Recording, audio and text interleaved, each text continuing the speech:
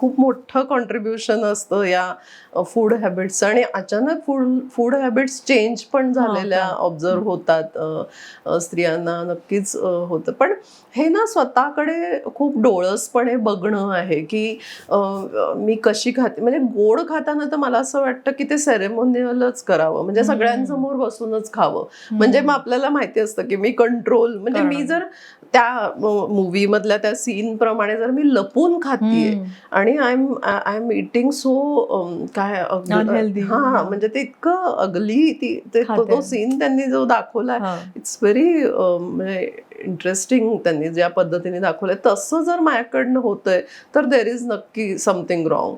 म्हणजे मी बेडमध्ये खातीये, मी दार बंद करून काहीतरी गोड भसा खातीये कोणाला समजायच्या, तर काहीतरी नक्की चुकतंय.